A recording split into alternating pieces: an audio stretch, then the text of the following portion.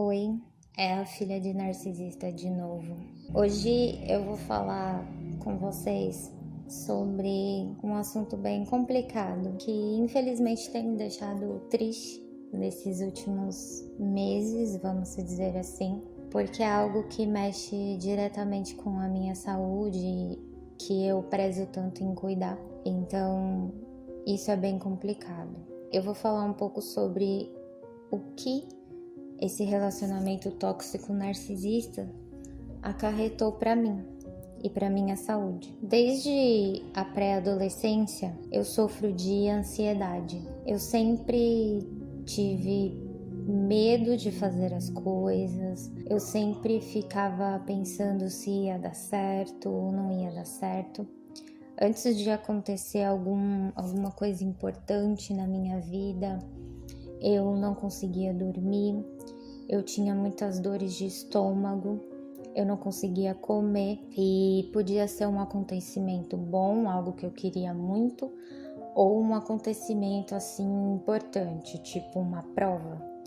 Eu nunca fiz uma prova de escola em paz. Eu sempre fiz com muito medo, muito receio, mesmo eu tendo estudado. Eu tinha medo de esquecer tudo e eu não conseguia dormir um dia antes da prova, por exemplo. Então essa ansiedade,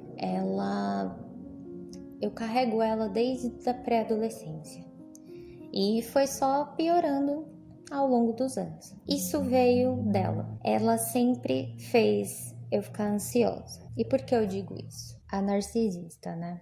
Ela fez isso comigo porque ela cobrava de mim uma perfeição que eu, muito jovem, não tinha.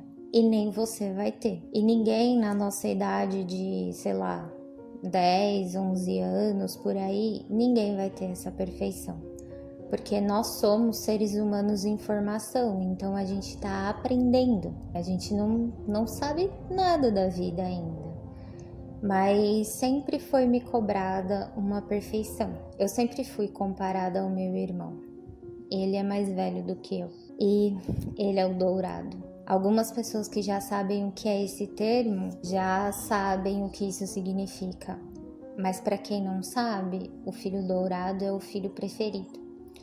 É o filho que, na teoria, né, foi planejado e amado pela narcisista. Não se engane que o filho dourado é mais beneficiado. Aparentemente ele é mais beneficiado, mas ele sofre abusos tanto quanto o filho que é o bode expiatório, que no caso sou eu, a vítima da narcisista.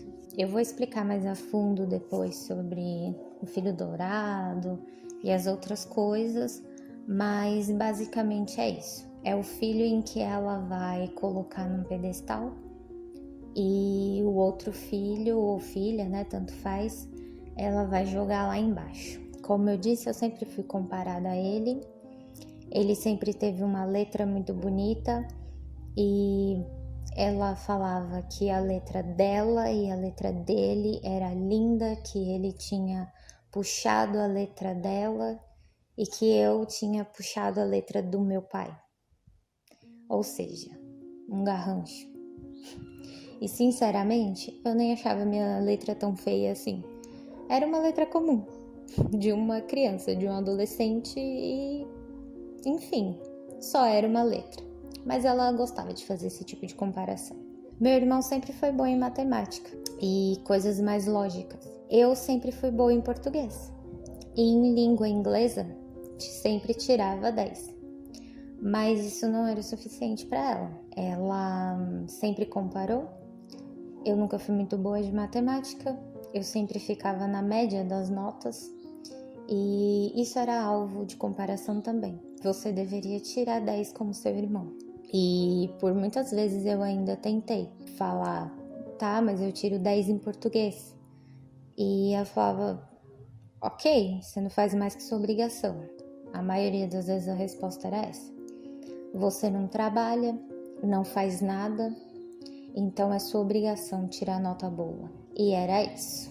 Então, essa perfeição que foi cobrada de mim desde pequena me fez ser autocrítica demais. Eu até hoje me cobro demais, muito mesmo, mas eu tô tentando trabalhar isso em mim. Mas quando eu era mais nova eu não entendia nada, então eu sempre me cobrei por tudo. E essa ansiedade minha piorou no nível que hoje em dia, com 30 anos, eu estou com uma gastrite bem complicada. Eu tô tomando um monte de remédios para tentar curar, porque uma bactéria se aproveitou dessa gastrite que eu já venho tendo há anos. Eu nunca tive uma alimentação tão saudável assim, claro, eu vou ser sincera aqui, eu também comi as minhas besteiras, mas eu sempre comi muito bem legumes, frutas e essas coisas. A minha gastrite é emocional, é justamente de sofrer abusos, de brigas que eu não gosto, de discutir, porque tudo vira motivo para ela. Você tá feliz? Vira motivo. Você tá triste? Vira motivo. Você reclama de uma coisinha, vira motivo. Tudo vira motivo para ela discutir comigo. Não importa, sabe? Eu posso estar feliz com alguma coisa. Ela vai caçar alguma coisa para me deixar triste, chateada, enfim.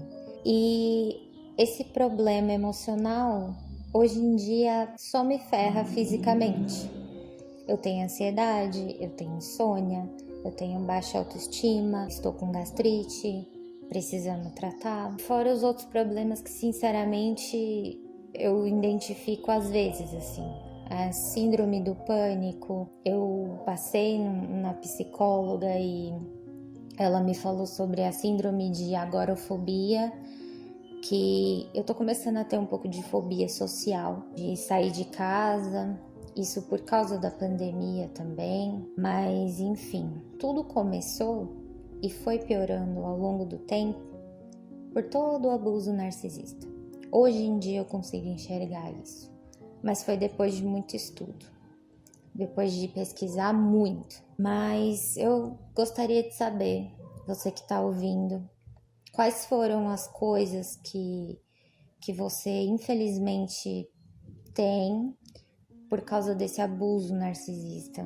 Você tem alguma doença psicológica, alguma doença física que se tornou física, né? Porque o nosso psicológico é o que manda, vamos dizer, em tudo. Deixa aqui pra mim nos comentários. Compartilha também com mais pessoas pra gente se ajudar, eu sempre falo isso. Quanto mais a gente falar sobre esse assunto, mais as pessoas vão dar atenção para esse assunto e parar de endeusar mães. Mães são seres humanos normais que erram e acertam assim como qualquer outro ser humano. Então a gente precisa parar de colocar elas num pedestal e a gente ouvir que elas fazem o que quiserem com a gente porque somos filhos. Isso é muito errado. Então, curte, compartilha, se inscreve no canal. Eu vou conversando mais com vocês ao longo dos vídeos, tá bom? Até o próximo vídeo.